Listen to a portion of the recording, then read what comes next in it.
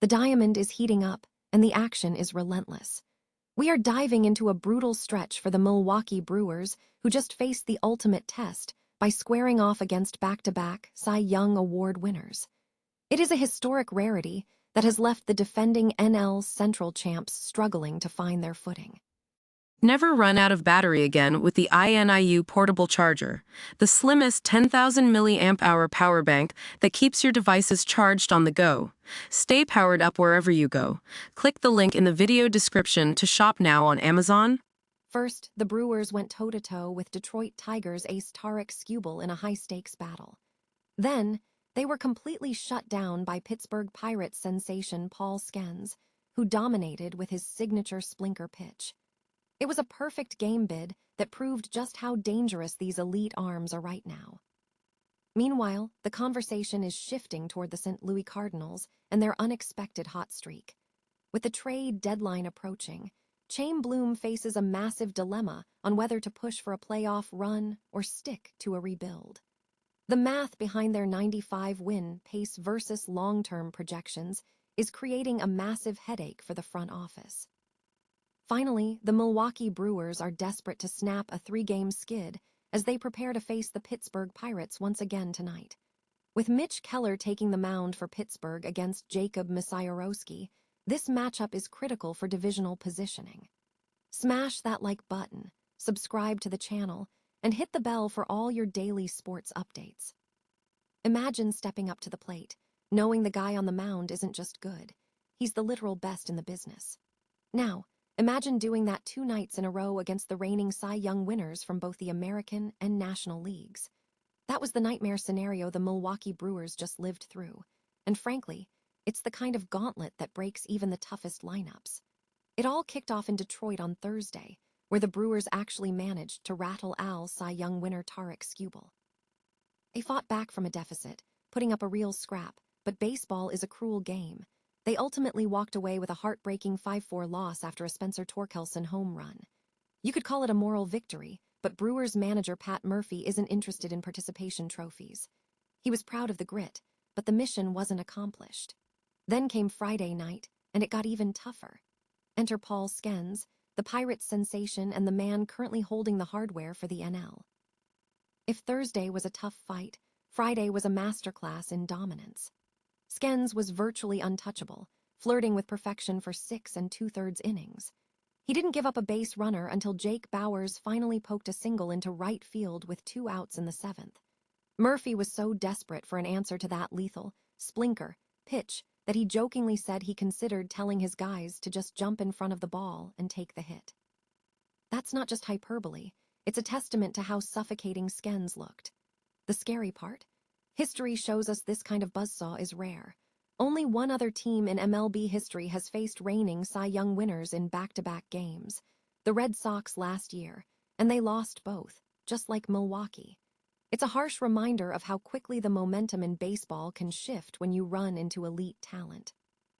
As for Skenes, watching a guy this early in his career dismantle a lineup like this isn't just impressive. It's a glimpse into a future where he might be setting the standard for the entire league. So, does this back-to-back gauntlet expose a weakness in the Brewers, or is it just the brutal reality of playing in the big leagues? Let me know what you think in the comments. And don't forget to hit that subscribe button for more deep dives into the game we love. At the end of the day, champions aren't defined by who they lose to, but by how they respond when the dust settles. Are the St. Louis Cardinals for real, or are we just witnessing a massive fluke? At 14-10, the Birds are hovering at a 95-win pace, but before you start printing those World Series tickets, let's pump the brakes.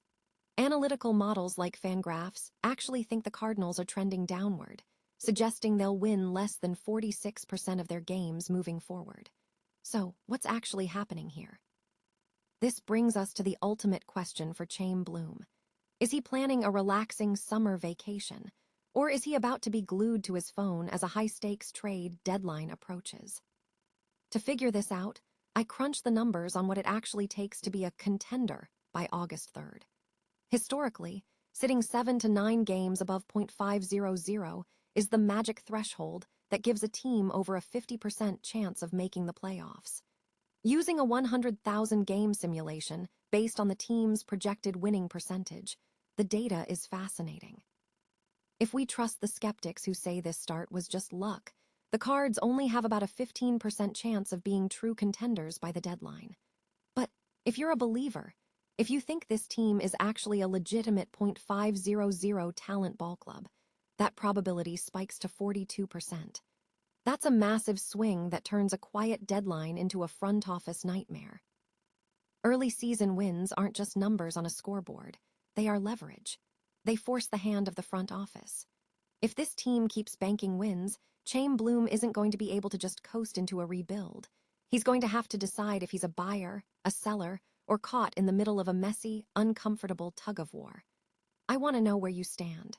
At what point do you support the unthinkable and push for serious additions at the deadline?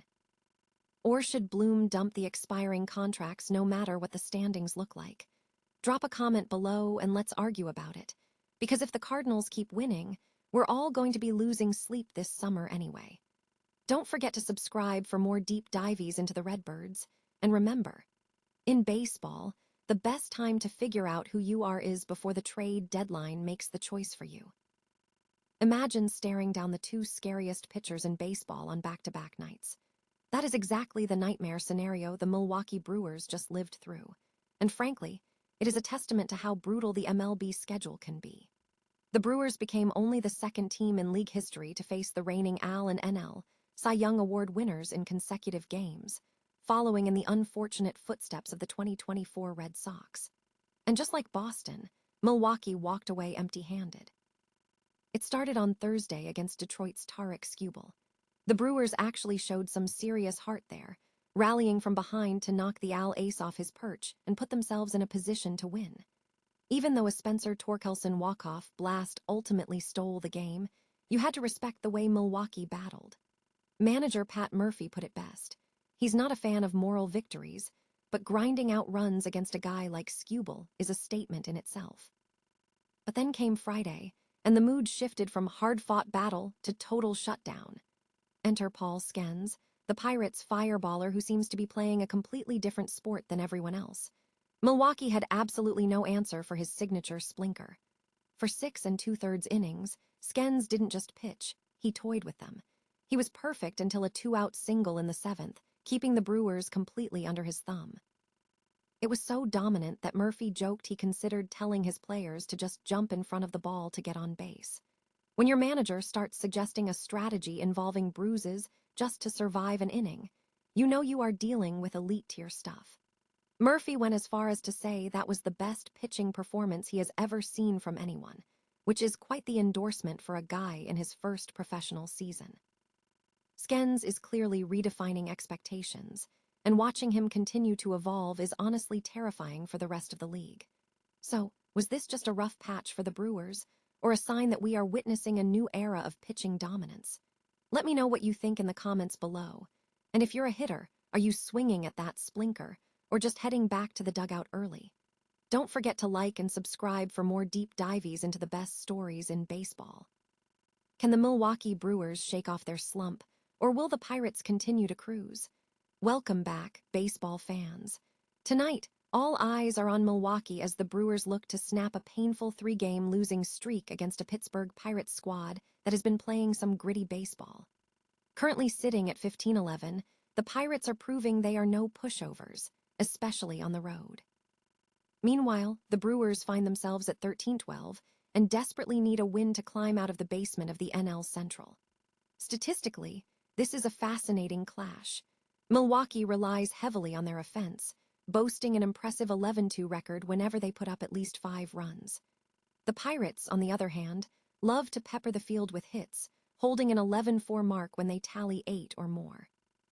Keep a close eye on the Stars tonight. Bryce Turang has been a spark plug for Milwaukee with some serious power, while Wendell Cruz is hitting home runs at a clip that keeps opposing pitchers up at night. The pitching duel on the mound is set to be a classic featuring Mitch Keller for the visitors against Jacob Misiorowski for the home side. With both teams holding identical 5-5 records over their last 10 games, this matchup feels like a true toss-up. Will Milwaukee find their rhythm, or will Pittsburgh defend their turf? Hit that like button and subscribe for more daily baseball updates, and tell me in the comments, who are you betting on tonight?